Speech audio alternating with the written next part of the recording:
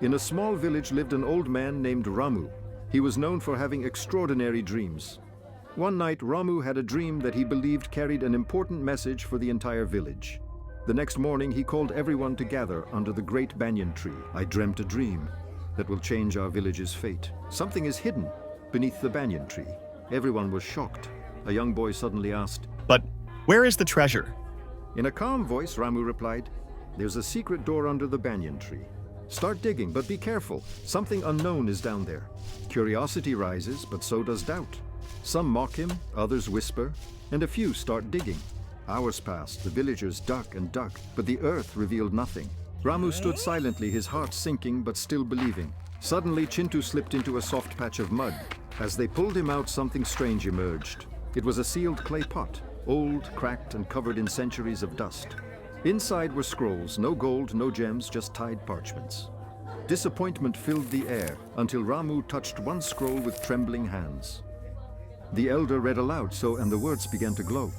Now they trusted Ramu and started digging again, and suddenly, there it is. It's a wooden door. They slowly opened it, revealing a mysterious underground tunnel. Led by Ramu, everyone cautiously stepped inside. They found a large chamber filled with strange, ancient paintings on the walls. Ramu said, "These images hold the path to the treasure." Studying the symbols, they discovered that they had to choose the correct door from 5 mysterious ones. Each door had a riddle inscribed on it. Ramu said, "I'll face it. It's just a test of fear."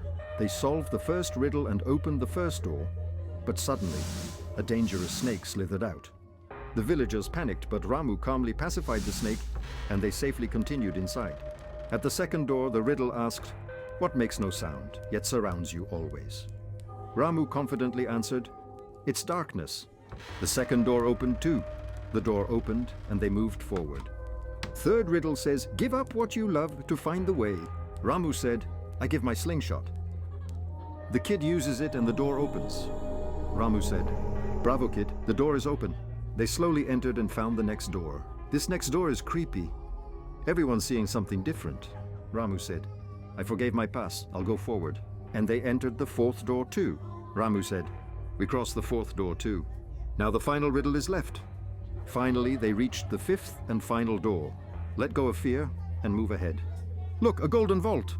After solving the last riddle, they stepped inside, and their eyes widened in amazement. In front of them stood a huge treasure vault filled with glittering gold and sparkling gems. But then, a mysterious voice echoed in the air, "This treasure is only for the selfless." Ramu smiled and stepped forward, saying gently, "We'll use this treasure for the good of the village." The voice paused, then agreed. The vault slowly opened for all. Ramu's dream had come true. Change began in the village. Schools were built, children smiled, water flowed. Ramu sits quietly under the same banyan tree where it all began. The background shows a joyful village in action. Ramu smiles with peace and fulfillment. Then Ramu opened another scroll and started reading. The words began to glow. Farming techniques, healing, wisdom, a map of blessings buried in words. One brave farmer tried what the scroll said and planted near the river bend. In days, green shoots burst through dry ground and the village gasped. Herbs began to grow. Forgotten remedies were tried again. And when the sick began to heal, tears replaced doubt. The scrolls changed everything. A forgotten future had awakened. The villagers came to Ramu, not with laughter, but with folded hands. They built a center to protect the scrolls. Children came to listen.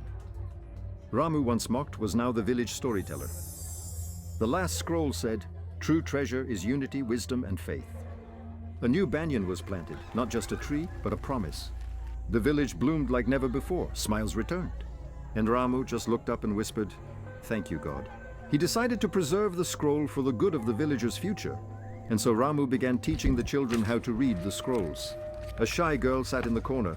To everyone's surprise, her voice was steady and clear, and the scroll revealed a hidden technique. The girl reads a scroll that reveals a technique to build water reservoirs using simple stone patterns. The villagers got to work. Stone by stone, they built a water reservoir just like the scroll said. Soon, crops began to flourish. Old infertile fields now bloom with color. Chintu ran laughing through fields that were once dry. Even the boy who once mocked Ramu now sat beside him, eager to learn. The boy now listens humbly, helping translate the scrolls for others. One night, A fierce storm hit. Winds howled, rain poured, and the scrolls were in danger. The villagers rushed out, forming a human chain to save them. Ramu watched and prayed. When the skies cleared, a rainbow appeared. Not a single scroll was harmed. One scroll reveals a hidden ancient song of gratitude. That evening, the children sang that song of thanks under the banyan tree. Ramu sat quietly under the banyan tree, unaware that the villagers were planning something special. They unveiled a carved stone slab that reads, "In memory of the dreamer who helped us remember who we were." Ramu's journey played in his mind, his dream, their laughter, the treasure, the healing. Ramu slowly ties all scrolls into a bundle and places them back into the same clay pot, now polished and blessed. The pot is sealed and placed at the base of the new banyan tree as a sacred memory. Life in the village bloomed. Every home now had a scroll, every child had a story. Ramu began training 2 young boys to carry the wisdom forward. One villager said, "We thought the treasure was gold, but it was Ramu." And as the sun set, Ramu looked up, smiled, and whispered, "Some dreams are real." Ramu Baba slowly disappeared like a dream. One kid said, "Next time, Baba, dream of pizza." And the village was blessed with happiness forever. Some dreams are not imagination, they're a calling. Wait, don't scroll yet. This next video is even better. Tap here to watch and enjoy. And yes, please hit that subscribe button. Thank you for watching. See you in the next story.